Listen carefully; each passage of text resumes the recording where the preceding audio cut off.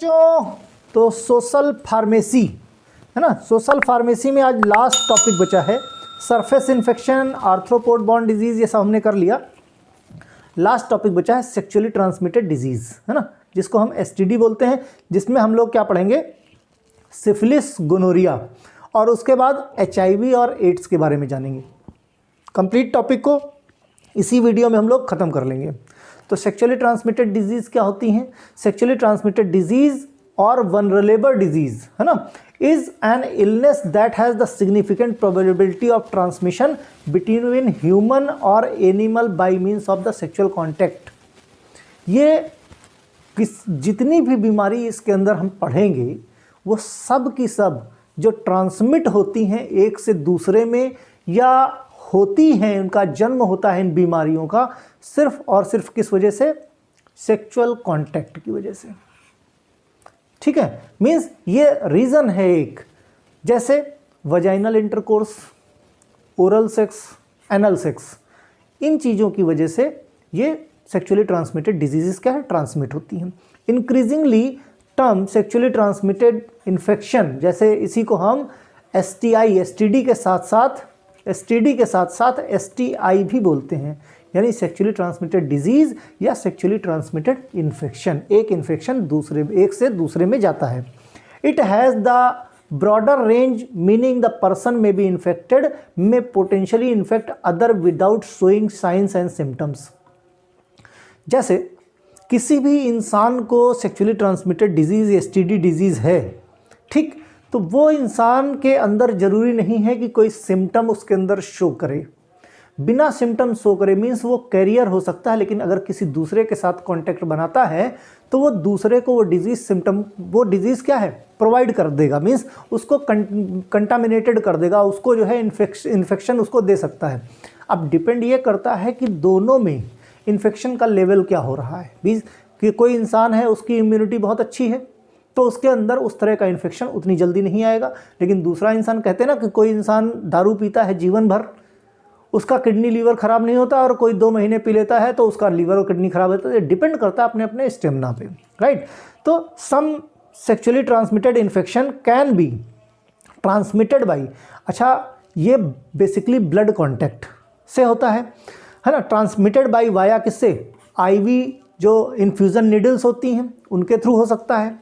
Infection किसके, अगर एक, या फिर जो सिरिंज होती हैं, ब्रेस्ट फीडिंग होती है, चाइल्ड बर्थ के टाइम पे, इन समय पे इस तरह की प्रॉब्लम्स हो सकती हैं, है ना। मतलब जैसे कोई इन्फेक्टेड पर्सन है, उसको एक सिरिंज लगाई गई। अब देखो ये डिस्पोजेबल सिरिंज का फैशन कहाँ से चला? पहले याद करो, हालांकि क्या याद करोगे, तुम्हें क्या याद होगा, है ना। अगर अपने पेरेंट्स से पूछो जाके तो एक हॉस्पिटल जो भी गांव में रहता था छोटा मोटा, उसमें एक आधी इंजेक्शन लोहे की रहती थी, है ना। लोहे के इंजेक्शन में ये क्या करते थे, वही इंजेक्शन पूरे गांव, उसी एक इंजेक्शन से पूरे गांव को दवा लगाई जाती थी। धीरे धीरे करके सेक्सुअली ट्रांसमिटेड डिजीज चालू हुई, एड्स वगैरह चालू हुआ, गोनोरिया, सिफिलिस का जब जानकारी मिलती गई तो ये हुआ कि भाई निडल, सुई लगाने से, भाई आज क्या कहते हो कि भाई अगर वही सुई लगाई गई तो सामने, या ब्लेड सेविंग कराने जाते हो तो देखते हो ना ध्यान से, भाई ब्लेड चेंज कर रहा कि नहीं चेंज कर रहा, क्योंकि उसी ब्लेड से दूसरे को किया है सेविंग, या उसी सिरिंज से किसी और को इंजेक्शन लगा है, तो ये बीमारी दूसरा, अगर सामने वाला इन्फेक्टेड पर्सन है तो आप में फैल सकती है, इस बात का खतरा होता है ना। तो इसमें हम लोग कौन कौन से पढ़ेंगे? सिफिलिस, गोनोरिया और एड्स, है ना, 3 सेक्सुअली ट्रांसमिटेड डिजीज़ इसमें हम लोग पढ़ने वाले हैं। ओके, तो भाई अगर हम बात करें, शुरुआत करें कहाँ से, तो शुरुआत करते हैं सिफिलिस से। तीनों जो बीमारियां हैं, तीनों बीमारियां बहुत ही एकदम बेकार किस्म की बीमारियां हैं। समझ लो कि जिसको भी इन 3 में से कोई एक हो गई तो समझ लो जीवन खत्म, राइट। सिफिलिस की बात करें, चलो शुरू करते हैं सिफिलिस से। Syphilis is the sexually transmitted disease and not only the medical problem but as also social and physiological problem. ये सिर्फ और सिर्फ मेडिकल प्रॉब्लम इससे नहीं आती, सोशल प्रॉब्लम भी आती है और फिजियोलॉजिकल प्रॉब्लम भी आती है। ना आप सही तरीके से काम कर सकते हो, ना लोगों के बगल में बैठ सकते हो, इतना दिखने में खतरनाक होती है। मीन्स सिफिलिस देखने से ही सामने वाले को, मतलब आप बैठ नहीं सकते उसके बगल जिसको हो जाए। It causes enlargement of heart, दिल बड़ा हो गया, ब्लड वेसल्स फैल गई, बाहर निकल आई फटके, ब्लाइंडनेस दिखाई नहीं देता, बॉडी में पैरालिसिस हो गई, स्टेरिलिटी, स्टेराइल हो गया पेशेंट। सोच के देखो, ये तो शुरुआती सिम्टम हैं।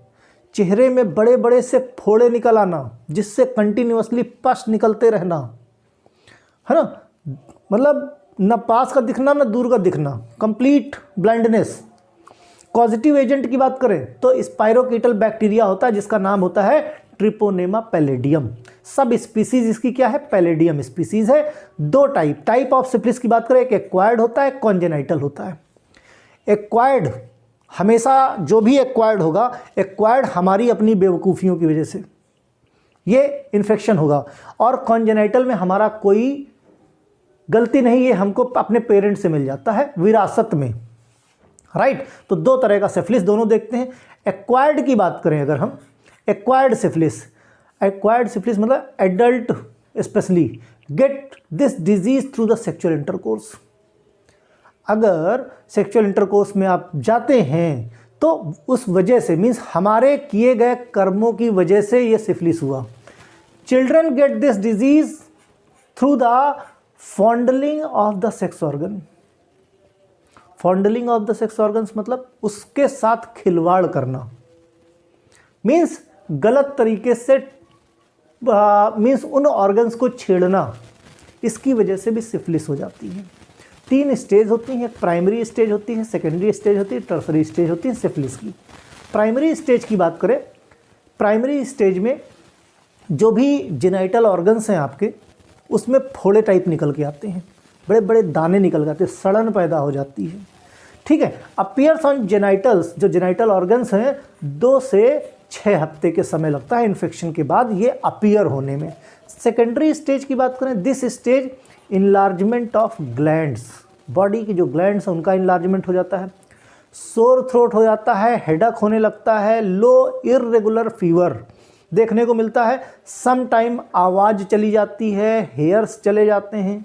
Secondary stage appears 6 week to 6 month after infection. अगर आपको इन्फेक्शन लगा है तो सेकेंडरी स्टेज आने में 6 हफ्ते से 6 महीने लग सकते हैं, राइट। फिर बात करते हैं हम काहे की, टर्सरी स्टेज की। टर्सरी स्टेज अपीयर होने में लगभग 5 साल, जब आपको इन्फेक्शन आज लगा तो 5 साल बाद ये सिम्टम्स शो होंगे। दिस स्टेज में organ of the body are affected by the disease, specially genital organ या आपकी पूरी बॉडी अफेक्टेड होती है ना। तो ये 3 स्टेजेस होती हैं, 3 स्टेजेस में सिफिलिस एक्सप्लेन की। कॉन्जेनाइटल की बात करें अगर हम, वो एक्वायर्ड थी हमारी अपनी बेवकूफ़ियों की वजह से। कॉन्जेनाइटल में क्या होता है, it arises from birth because the infection pass from mother to the foetus through placenta. Mother से फीटस में ये बीमारी चली जाती है, किसके थ्रू, प्लेसेंटा की वजह से। तो एपिडेमियोलॉजी की बात करें, एपिडेमियोलॉजी जैसे सबसे पहले बात करते हैं कॉन्जेनाइटल सिफिलिस की। अराइजेस फ्रॉम बर्थ, ये बाई बर्थ ये प्रॉब्लम पेशेंट को रहती है। Infection is pass to mother, है ना, to foetus from placenta, okay, ठीक है। सोर्स ऑफ इन्फेक्शन क्या है, direct contact with affected individual, sore during the sexual, है ना, एक्सक्यूज मी। अब किसी को सिफिलिस की प्रॉब्लम है, उसके जेनाइटल ऑर्गन में इस तरह की समस्याएं हैं, उस समय आवेश में इंसान नहीं ध्यान दे पाता है। अब उसके अंदर जो भी सोर है, जो भी फोड़ा है, उसका कांटेक्ट जैसे ही उसके पार्टनर तक जाता है, सामने वाला इन्फेक्टेड हो जाता है। एज क्या होती है, वोमेन ऑफ एज 20 से 24, मीन्स जब समझदारी डेवलप होनी शुरू होती है, ठीक, या फिर 25 से 29 जब समझदारी पूरी तरह से डेवलप हो जाती है। दोनों स्टेज में ऐसी बेवकूफ़ियाँ होती हैं। इंक्यूबेशन पीरियड की बात करें, incubation period of the syphilis varies 9 से लेकर 90 दिन तक, मीन्स आज इन्फेक्शन हुआ तो हो सकता है आपको 3 महीने बाद, मीन्स आज आपने कोई गलती करी है, किसी के साथ इंटरकोर्स किया है, तो 3 महीने बाद आपको पता चलेगा कि आपको सिफिलिस हो गई है ना। Mode of transmission, mode of transmission क्या है भाई, transmission syphilis almost through the sexual contact. Through the example congenital की बात करें तो ट्रांसमिशन होता है मदर से फीटस में। क्लिनिकल प्रेजेंटेशन कैसा होगा problem, symptoms of syphilis is numerous, before advent of the serological testing. कैसा? Precise diagnosis was very difficult. Exactly precise diagnosis नहीं हो पाती है, काफ़ी डिफिकल्ट होती है। होता क्या डिजीज़ में? ग्रेट लिमिटेटर। ग्रेट लिमिटेटर मतलब पूरे शरीर में ऐसे ऐसे ल्यूपस मतलब जिसमें पस बनी हो ऐसे दाने, ग्रेट लिमिटेटर, है ना। बहुत सारे ल्यूपस, बहुत सारे फोड़े पूरे शरीर में हो जाते हैं, because it was often confused with other diseases या other disease, particularly the tertiary stage. Disease कह सकते हो इसको, पर्टिकुलरली टर्सरी स्टेज की जो स्टेज होती है वो कई और बीमारियों के साथ कंफ्यूज कर देती है। लेप्रोसी भी ऐसे ही होती है, कुष्ठ रोग, है ना। तो स्पेसिफिक अगर सिफिलिस का पता लगाना है तो कैसे पता चलेगा? टेस्टिंग से पता चलेगा। एग्जैक्ट टेस्टिंग करवानी जरूरी है, तभी जाके आपको पता चल पाएगा। फार्मासिस्ट रोल क्या है भाई? फार्मासिस्ट गाइड करेगा कि आप किस तरीके से बच सकते हैं। तो वो क्या बोलेगा? Syphilis can generally be treated with antibiotic including the penicillin. ठीक, पेनिसिलिन से ठीक की जा सकती है। दूसरा, one of the oldest and still most effective method क्या है भाई? इंट्रामस्कुलर इंजेक्शन का है का बेंजाथीन पेनिसिलिन। बेंजाथीन पेनिसिलिन का जो इंजेक्शन है ये काफ़ी पहले से, बहुत ओल्ड ज़माने से जो है ये जो है ट्रीटमेंट चलता चला आ रहा है। अगर अनट्रीटेड छोड़ दिया जाए, if it left untreated, syphilis can damage heart आपका क्या है? डैमेज हो जाएगा। एओर्टा, ब्रेन, आई, बोन, ये सब डैमेज हो जाएगा। In case these affect the can be fatal, means अगर सिफिलिस को अनट्रीटेड छोड़ दिया जाए तो ये जानलेवा हो सकता है। Okay, ceftriaxone is the equally effective as the penicillin, means penicillin क्या हो गई? ये आपकी बीटा लैक्टम रिंग हो गई। सी आपकी सिफिक्सिम क्या है? सी कैटेगरी की ड्रग हो गई। तो सेफ्ट्राइऑक्सोन मीन्स दोनों की दोनों बैक्टीरियल, एंटीबैक्टीरियल डिजीज हैं, दोनों की दोनों एंटीबायोटिक हैं। ठीक है। डॉक्सीसाइक्लिन, टेट्रासाइक्लिन में बी यूज्ड अल्टरनेटिव पेनिसिलिन। अगर पेशेंट पेनिसिलिन से सेंसिटिव है, पेनिसिलिन देने से उसको प्रॉब्लम आ रही, हाइपर सेंसिटिविटी आ रही, उस केस में डॉक्सीसाइक्लिन और टेट्रासाइक्लिन का भी इस्तेमाल करते हैं सिफिलिस के ट्रीटमेंट में। दूसरी बीमारी आती गोनोरिया। गोनोरिया भी एक तरह के सेक्सुअली ट्रांसमिटेड डिजीज है। Gonorrhoea is active infectious vulnerable disease. It is the more prevalent than syphilis. Syphilis से ज़्यादा प्रिविलेंट है। Nearly 15 million more patient of the gonorrhoea are added everywhere. लगभग 15 मिलियन वर्ल्ड में, मतलब हर साल पेशेंट ऐड होते जाते हैं गोनोरिया के। इफ़ अनट्रीटेड में कॉज इनफर्टिलिटी। अगर उनको अनट्रीटेड छोड़ दिया जाए तो पेशेंट कैसा हो जाएगा? इनफर्टाइल हो जाएगा, मीन्स फर्टिलिटी उसकी खत्म हो जाएगी। दो स्टेज में होता है, एक एक्यूट स्टेज, एक क्रोनिक स्टेज। एक्यूट हमने कहा इंस्टेंट होता है और क्रोनिक क्या लंबे समय तक होने वाली डिजीज है। एक्यूट की बात करें, acute stage characterised by the inflammation of urethra in male का यूरेथ्रा, है ना। और फीमेल में कहाँ पे? फीमेल में सर्विक्स और वजाइना में ये इन्फेक्शन शुरुआत होती है। मेल इन्फेक्शन की बात करें, स्प्रेड होगा यूरेथ्रा से कहाँ? प्रोस्टेट ग्लैंड, यूरिनरी ब्लैडर इन। और फीमेल में क्या होगा? फीमेल में कैसे स्प्रेड होगा? स्प्रेड होता है सर्विक्स, वजाइना से यूटरस और बार्थोलिन ग्लैंड, है ना।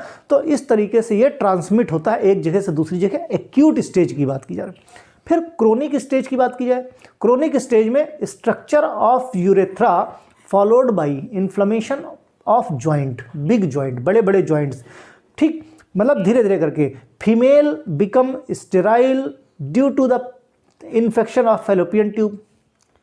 अगर फैलोपियन ट्यूब में इन्फेक्शन पहुंच गया है, बड़े बड़े जॉइंट्स में इन्फेक्शन, क्रोनिक स्टेज, क्योंकि ये लंबे समय तक कोई बीमारी अगर अनट्रीटेड छोड़ दी जाए तो वो अपना रूप बड़ा दिखाने लगती है ना। एक्यूट में तो उसी वक्त का इन्फेक्शन इस तरह से स्प्रेड हुआ, हमने बता दिया। क्रोनिक स्टेज ही यही होती है, कोई बीमारी ऑनसेट नहीं होती है, लंबे समय तक होती। क्रोनिक का मतलब यह है कि कोई चीज़ अनट्रीटेड अगर छोड़ दिया है आपने तो वो बीमारी आगे जाके कौन सा रूप दिखाएगी, है ना। तो इस तरीके से गोनोरिया का पॉजिटिव एजेंट क्या है? Neisseria gonorrhoea, gram negative intracellular diplococcus bacteria होता है। नाइजीरिया गोनोरिया, देखो ये बैक्टीरियल डिजीज है, अक्सर एग्जाम में पूछी जाती है, positive agent of gonorrhoea. Epidemiology की बात करें तो source of infection by sexual contact. अब सेक्सुअल कॉन्टैक्ट में oral sexual contact, anal sexual contact या वजाइनल इंटरकोर्स, किसी भी तरीके से अगर आप कॉन्टैक्ट में आते हो तो ये इस तरह की प्रॉब्लम आ जाती है। इन्फेक्टिव पीरियड की बात करें तो अप टू 30 डेज, 30 दिन तक। इंक्यूबेशन पीरियड 2 से 15 दिन।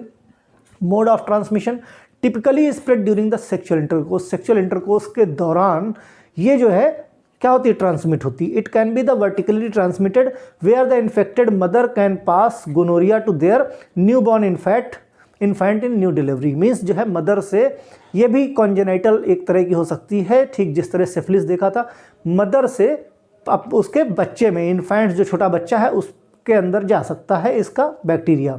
By having the unprotected vaginal, oral और एनल सेक्स। अगर कोई इंसान वजाइनल सेक्स, ओरल सेक्स या एनल सेक्स बिना किसी प्रोटेक्शन के करता है, अनप्रोटेक्टेड करता है, तो भी प्रॉब्लम हो सकती है इस तरह की, है ना।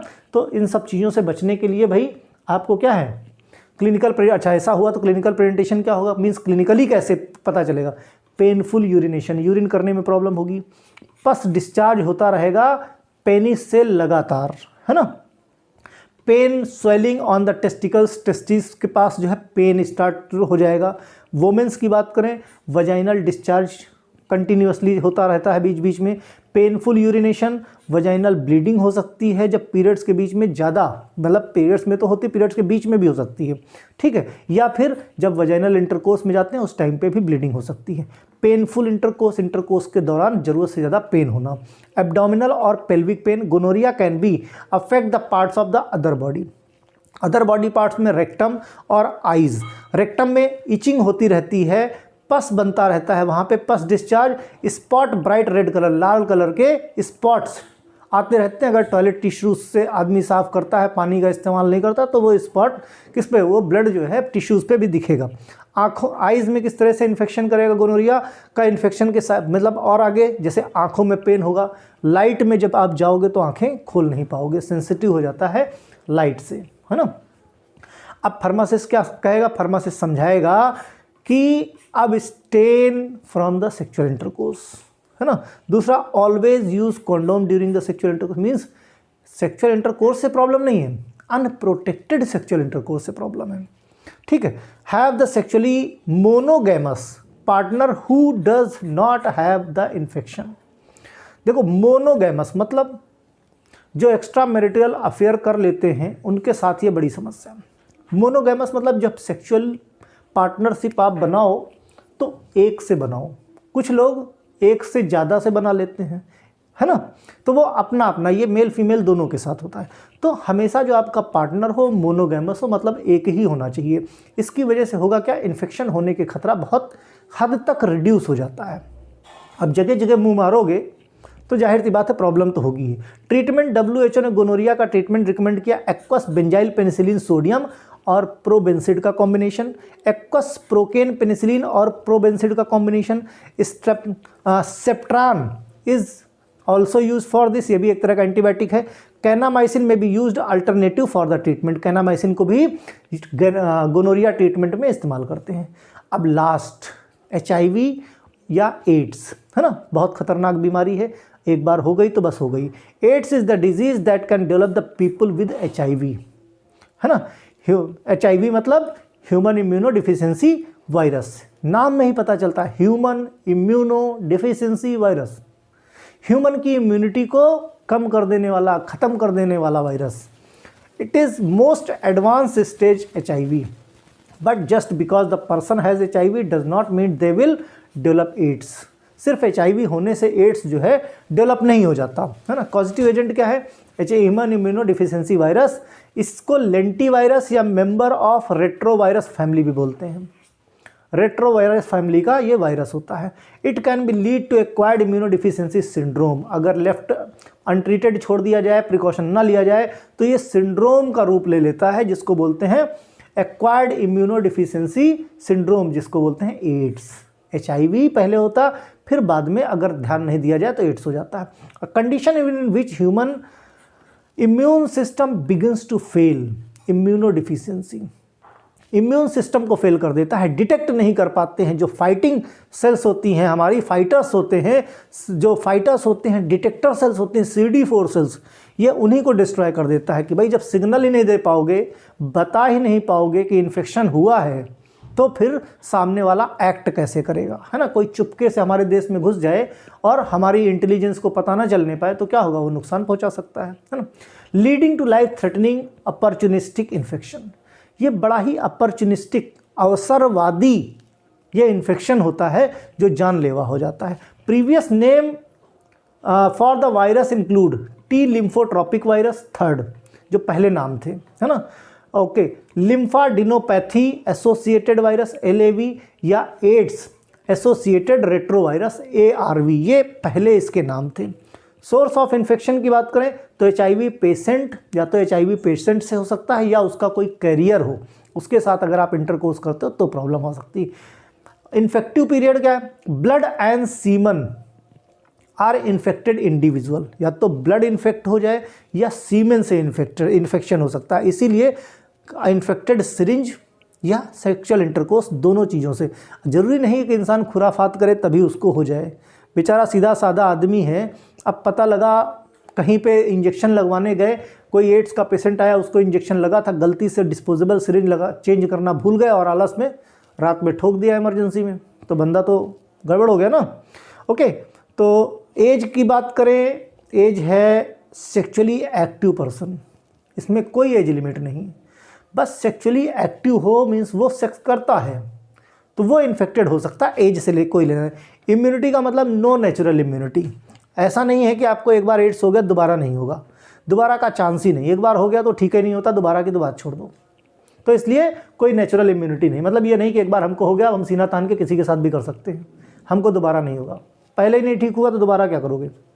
इंक्यूबेशन पीरियड 6 साल और मोर, मीन्स आज इन्फेक्शन हुआ तो 6 साल बाद भी उसका असर दिख सकता है, जरूरी नहीं 2, 4, 5 साल आराम से बिंदास घूमते रहो और बाद में जब उसका असर दिखना शुरू हुआ, डिटेक्ट किया, तो पता नहीं कर पाओगे कि किसके साथ किया था तो क्या था, कहाँ से इन्फेक्शन आया। मोड ऑफ ट्रांसमिशन की बात करें, infection with HIV occurs the transfer of blood, semen या वजाइनल फ्लूइड, या प्री इजाकुलेशन या ब्रेस्ट मिल्क से भी ये जा सकता है। ये थोड़ी सी खतरनाक चीज़ है कि अगर कोई इन्फेक्टेड मदर है, HIV मदर है, तो उस ब्रेस्ट मिल्क से उसके बच्चे में जा सकता है। Within these body fluids HIV present as the both free virus particle and virus within the infected immune cells, है ना। तो इस तरीके से ये जो है इम्यून सेल को हमारे नुकसान पहुंचा सकता है। 4 मेजर रूट ऑफ ट्रांसमिशन होते हैं इसके। अनप्रोटेक्टेड सेक्सुअल इंटरकोर्स, क्या मीन्स बिना कोई प्रोटेक्शन लिए, कंटामिनेटेड निडल से, ब्रेस्ट मिल्क से, या infected mother from her baby at the birth. ये केस थोड़ा सा ज़रूरी नहीं है क्योंकि ट्रांसमिशन अगर मदर को एड्स है, HIV है, तो ये 50-50% केसेस में माना जाता है कि बच्चे को होगा, है ना। कई बार ऐसे भी केसेस हुए हैं कि मदर HIV पॉजिटिव थी लेकिन जो बच्चा डिलीवरी हुई उसकी तो वो HIV निगेटिव था। तो ये केस एक बार जो है थोड़ा सा सस्पेक्टेड है, बाकी 3 केसेस फिक्स हो जाते हैं। तीनों केस से ये इन्फेक्शन फैल सकता है। करता क्या है भाई, HIV kills the CD4 cells. CD4 cells हमारी क्या है, किलर T सेल्स, लिम्फोसाइट्स होते हैं ये जो है, जो हमारी फाइटर सेल्स होती हैं उनको सपोर्ट करते हैं फाइटिंग में। ये बताते हैं कि भाई यहाँ पे इन्फेक्शन आया है, ये जो है इन्फेक्टिव पर्सन है, इसको जो है किल कर दो, है ना। मीन्स हमारी इंटेलिजेंस कह सकते हो हमारी बॉडी की CD4 सेल्स है। और HIV बड़े होशियार, पहले इंटेलिजेंस को ही ख़त्म कर दिए कि ऊपर तक मैसेज नहीं पहुँच पाए कि यहाँ पे किसी भी तरीके का कुछ कंटामिनेशन हुआ है। Healthy adults generally have the CD4 cells amount कितना, 500 से 1500 पर क्यूबिक मिलीमीटर, है ना। मौसम सर्दी का है तो थोड़ा बचाना पड़ता है अपने को ना। हेल्दी पर्सन में CD4 सेल्स का काउंट 500 से लेकर 1500 पर क्यूबिक मिलीमीटर होता है। Person have HIV those count fall 200, मतलब कहाँ 1500-500 रहता था, जब HIV हो गया तो 200, ठीक है, हो गया। Will be diagnose with AIDS, जैसे ही इसकी CD4 सेल की डायग्नोसिस होती है वैसे पता चल जाता है इस पर्सन को एड्स है। AIDS make the person vulnerable following disease. अब अगर एड्स हो गया, pneumonia, tuberculosis, oral thrush, cytomegalovirus, toxoplasmosis, है ना, कैंसर इंक्लूडिंग कॉप्सी सार्कोमा या लिम्फोमा, मीन्स बहुत तरह। एक बार एड्स पेशेंट को हो गया फिर वो ससेप्टेबल हो जाता है, वल्नरेबल हो जाता है किसी भी बीमारी के लिए। कोई भी प्रॉब्लम हो सकती है उसको, है ना। तो एड्स वैसे ही बहुत खतरनाक है।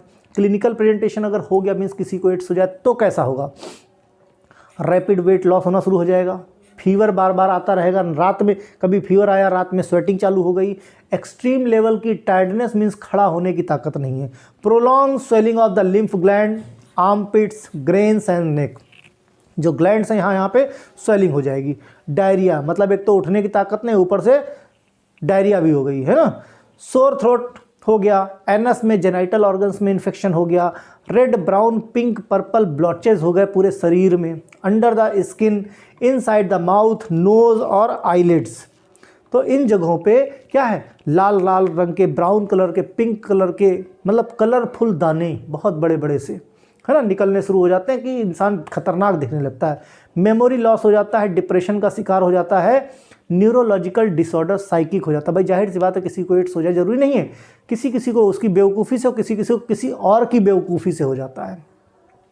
उसमें बहुत जगह पे होता है कि इंसान की गलती नहीं होता और फिर भी एड्स हो जाता है।